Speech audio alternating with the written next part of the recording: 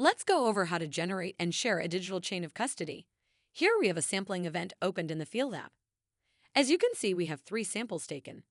We know they are complete by the green markings next to the location's name.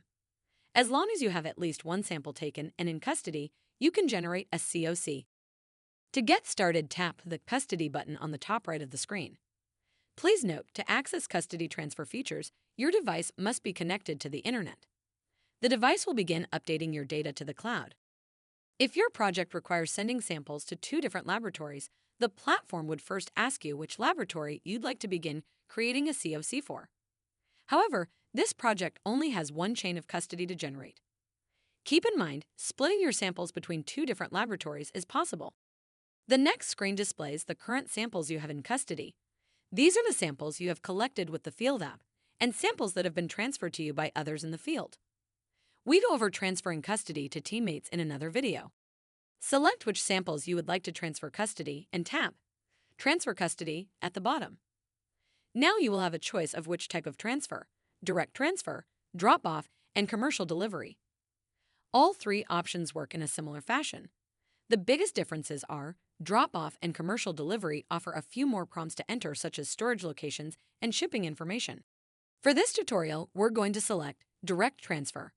On the next screen, we have a few options. The top area will show your account information, such as your name, email, and phone number. The next section is the Transfer To area.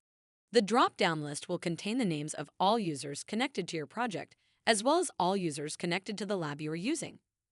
To transfer the samples directly to your teammate, select their name from the list.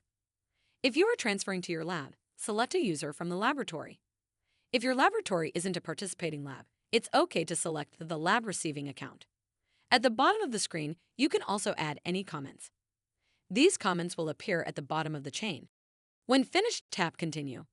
This will take you to the patented signature and selfie authentication process. First, sign your name. This is the signature that will appear on the transferred chain of custody. Next, you can take a selfie, documenting that it is, indeed, you transferring custody. The next screen is the Transfer Initiated screen. Here you have a few options. You can print a custody seal by tapping the button in the top right. This custody seal can be used by participating laboratories. They simply scan the QR code on the seal and the digital COC will be accessible. Select how many seals you need printed and tap Print Custody Seal. Please note, this feature is only available for users with field printers. Let's go back. Tapping the Print COC button will allow you to download the chain as a PDF. From there, you can store the document or print if you're connected to a full-size printer.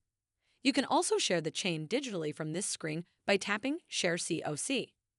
Select your preferred email application and enter the recipient you would like to share with. This will automatically email the recipient a copy of the digital COC. The last option is on the bottom left: Review and Accept. Use this if you'd like to document the transfer via a single device. This works great when dropping off samples to the laboratory. The first screen will review the samples about to be transferred. Tap Continue and hand the device to the person you are transferring custody to. They will then document their signature and selfie. For demonstration purposes, let's put Lab Guy in the signature area to show how this works. Now, after tapping Print COC, we can see it has been updated to show the transfer and acceptance by the lab personnel. And here you can see that this document is also updated and available on the Project Management Tool web application. Now that we're done with our transfer, we can tap Done.